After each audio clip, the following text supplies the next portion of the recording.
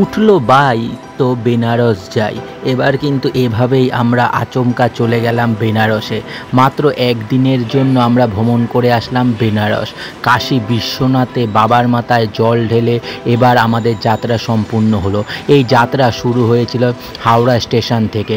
শিপ্রা এক্সপ্রেসে করে আমাদের যাত্রা এবার শুরু হয়েছিল। শিপ্রা এক্সপ্রেসে করে দীনদয়াল উপাধ্যায় স্টেশনে নেমে সেখান থেকে আমরা টোটো নিয়ে পৌঁছে গিয়েছিলাম বেনারসে। তার আগে কিন্তু চলে গিয়েছিলাম আইআরসিটিসির এই ফুড প্লাজাতে এবং সেখানে গিয়ে অর্ডার দিয়ে দিয়েছিলাম এই চিজ পিৎজা।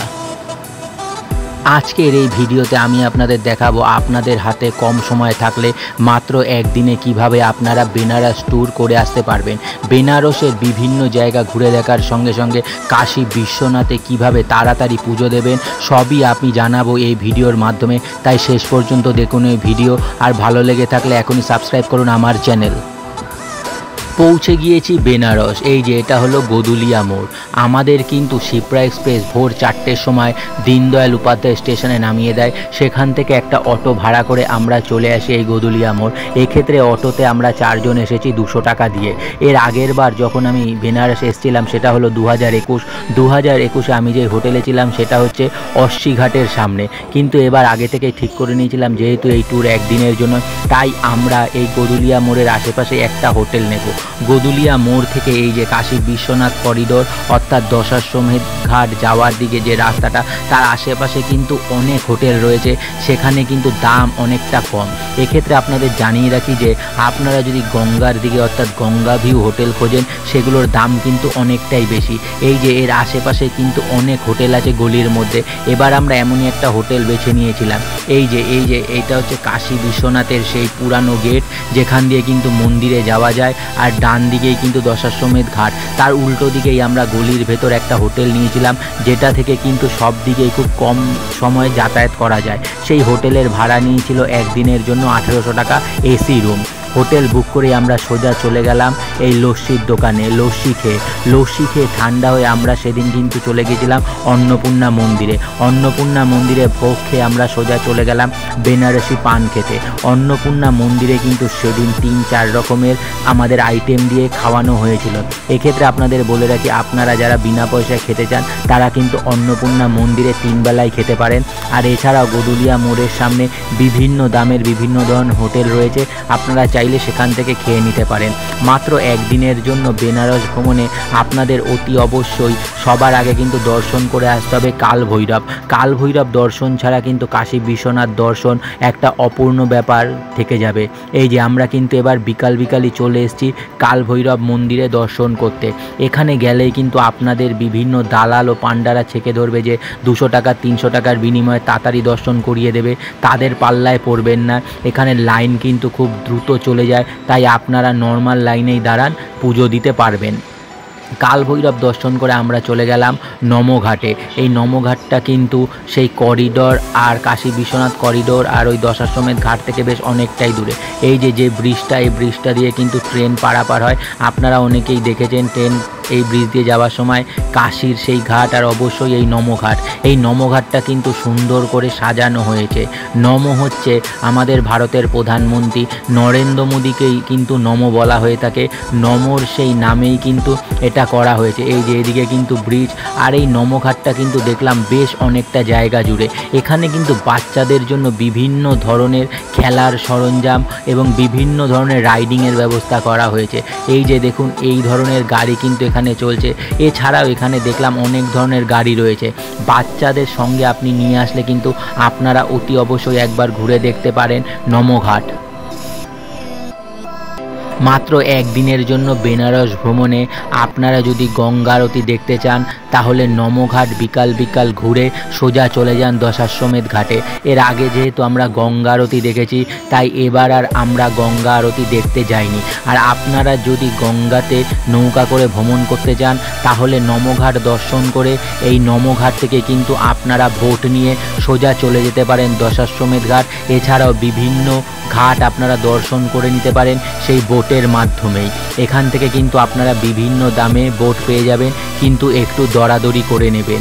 একদিনের এই ভ্রমণে আপনারা যদি সকালে এসে পৌঁছান তাহলে সেদিনই কিন্তু কালভৈরব মন্দির দর্শন করে অন্নপূর্ণা মন্দিরে ভোগ সেরে এই নমঘাট, দশাশ্বমেধ ঘাট এবং আরতি দর্শন সব সেরে নিন। আর তার পরের দিন সকাল সকাল বাবার মাথায় জল ঢেলে পুজো দিয়ে আবার দুপুরের ট্রেন আপনারা সহজেই ধরতে পারবেন। আমরা যেহেতু দুপুরে 1:30টার সময় ট্রেন ধরেছিলাম, তাই কিন্তু তার পরের দিন সোমবার আমরা বাবার মাথায় জল ঢেলেছি। এখানে আপনাদের আমি আজকে একটা ইনফরমেশান দেব কিভাবে আপনারা সোমবার হলেও, সোমবার যেহেতু বাবার বার অনেক লম্বা লাইন পড়ে, কিন্তু সোমবারও কিন্তু আপনারা খুব সহজে তাড়াতাড়ি বাবার কাছে পুজো দিতে পারেন। এর জন্য আপনাদের কাশী বিশ্বনাথ টেম্পেলের যে ট্রাস্টি বোর্ডের অফিস রয়েছে সেখানে যেতে হবে। সেখানে কিন্তু বিভিন্ন দর্শনের টিকিট পাওয়া যায়।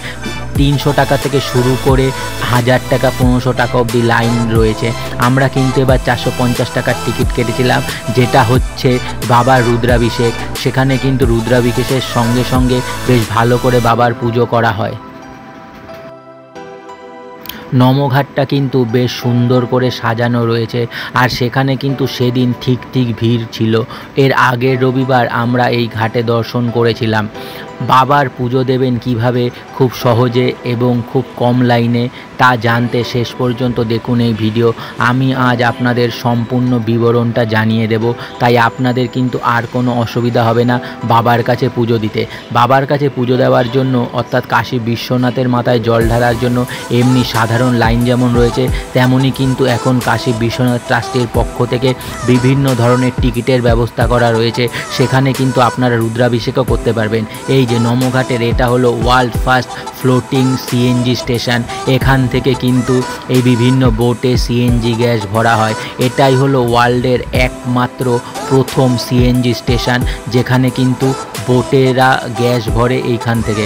এই যে দেখুন ওপর দিয়ে ব্রিজটা যাচ্ছে, আর নিচেই কিন্তু তার নমঘাট। এই জায়গাটা কিন্তু রাতের বেলায় আসলে আপনাদের একটা অপরূপ আনন্দ অনুভূতি হবে।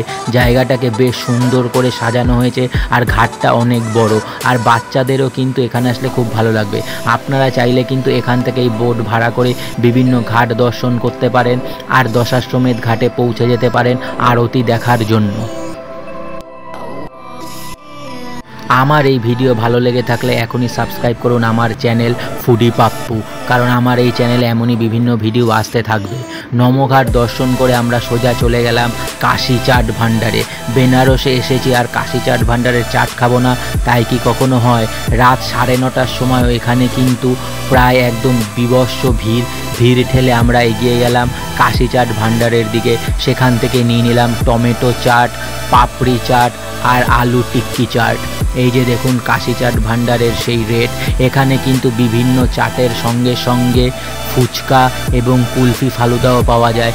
আমরা কিন্তু সেদিন কুলফি ফালুদাও খেয়েছিলাম। এই যে দেখুন ভিড় কি, এখানে কিন্তু দিয়ে সারতে পারছে না। এখানকার টমেটো চাটটাই বিখ্যাত। এখানকার প্রত্যেক কটা চাটই কিন্তু খুব সুস্বাদু।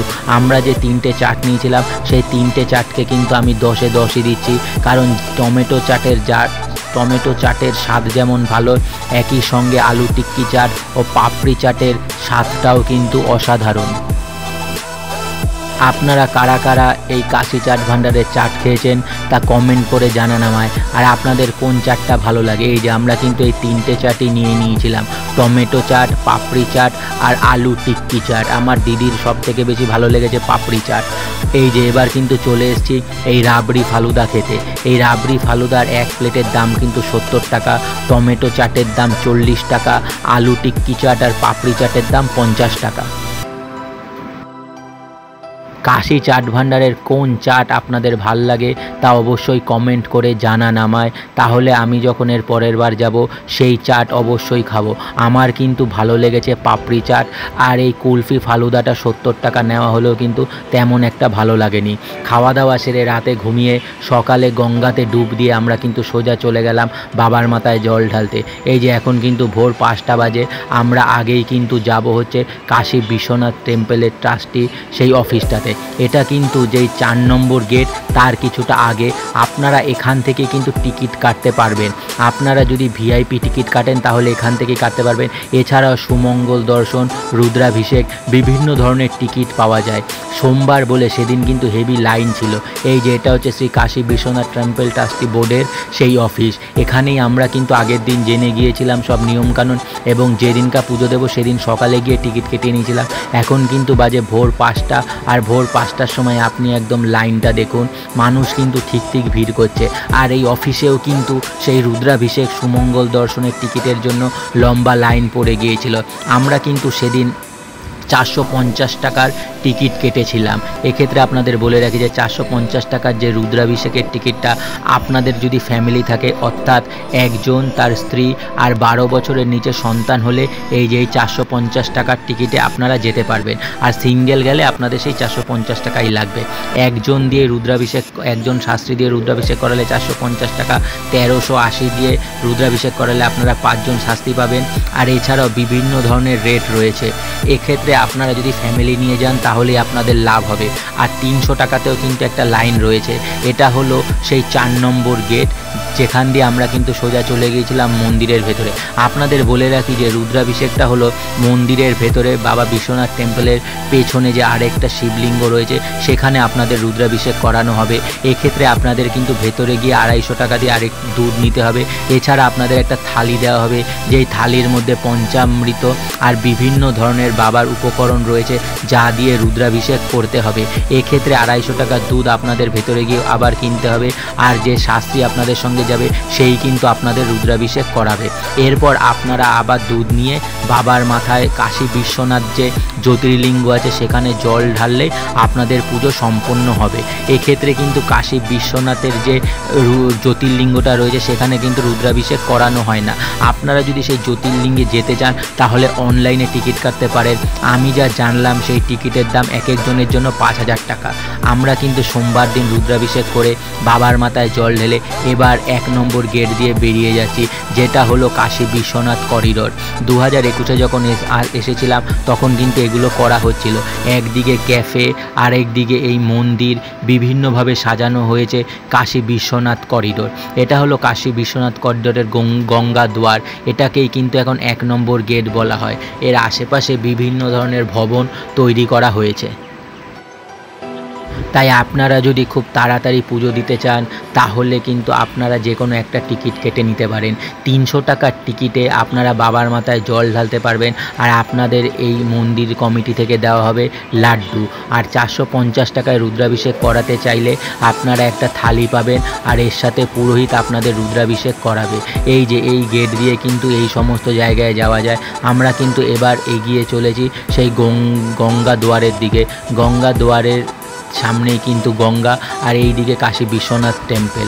তাই আপনারা যদি খুব তাড়াতাড়ি পুজো দিতে চান তাহলে 450 টাকার টিকিট অথবা 300 টাকার টিকিট কাটতে পারেন। সোমবার হলেও আমরা কিন্তু 1 ঘন্টার মধ্যেই পুজো দিয়ে বেরিয়ে গিয়েছি। সোমবার সাধারণ মানুষের লাইন কিন্তু অনেকটাই বেশি ছিল।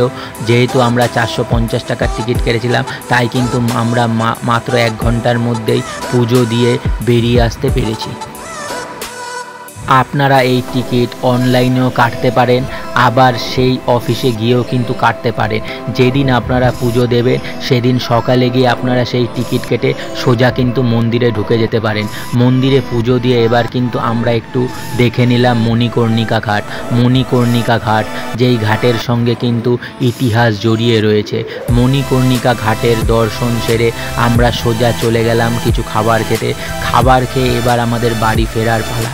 একদিনের এই বেনারস ভ্রমণে আমরা কিন্তু এবার বেশি কিছু জায়গায় যেতে পারিনি, তাও কিন্তু আমরা মন ভরে উপভোগ করেছি। কারণ সোমবার যেভাবে বাবার মাথায় জল ঢেলেছি আর পুজো দিয়েছি তা কিন্তু এক কথায় অতুলনীয়। পুজো দিয়ে বেরোনোর সময় আমরা কিন্তু বেনারসের সেই পান মশলা আর মৌরি, জর্দা এসব কিনতে ভুলিনি। প্রতিবারই কিন্তু আমরা এই দোকানটায় যাই। এটা হলো দশাশ্বমেধ ঘাটের সামনে বাবার যে গেটটা রয়েছে সেই গেট দিয়ে ঢুকলেই হাতের ডান দিকে পড়বে এই জর্দা ভান্ডার। এই লোকটা কিন্তু বাঙালি, এনার বাড়ি শ্রীরামপুরে। আমরা এর আগের বার গিয়েও এনার থেকেই পান মশলা কিনেছিলাম। এবারও কিন্তু এখান থেকে পান মশলা, আনারদানা, আম পাচক আরও বিভিন্ন ধরনের মুখরোচক খাবার কিনে নিলাম। এবার কিন্তু আমরা ফিরে আসার পালা। এই যে স্টেশনটা দেখছেন এটা হলো কিন্তু বেনারস স্টেশন না, এটা বারাণসী জংশন না। এবার কিন্তু এই বেনারস স্টেশনটা নতুন তৈরি করা হয়েছে। 2-3 বছর আগে এটা নরেন্দ্র মোদী উদ্বোধন করেছিলেন। এই স্টেশনটা কিন্তু অনেকটাই বড়, পুরো স্টেশনটাকে নতুনভাবে সাজানো হচ্ছে। এখানে কিন্তু এসি ওয়েটিং রুম সহ বিভিন্ন ধরনের আধুনিক সুব্যবস্থা রয়েছে। এবার আমাদের ট্রেন ছিল এখানে, এই যে ট্রেন কিন্তু ছেড়ে দিয়েছে।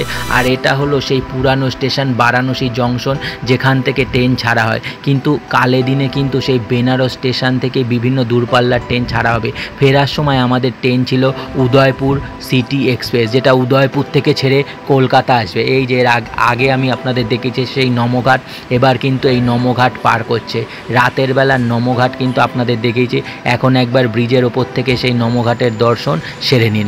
এভাবেই এবার আমাদের একদিনের বেনারস ভ্রমণ শেষ হলো। আমার এই ভিডিও ভালো লেগে থাকলে এখনই সাবস্ক্রাইব করুন আমার চ্যানেল ফুডি পাপ্পু, কারণ আমার চ্যানেল ফুডি পাপ্পুতে এমনই বিভিন্ন ভিডিও আসতে থাকবে একটার পর একটা। আর আপনারা যদি একদিনের জন্য বেনারস ভ্রমণ করতে চান তাহলে এভাবে করতে পারেন।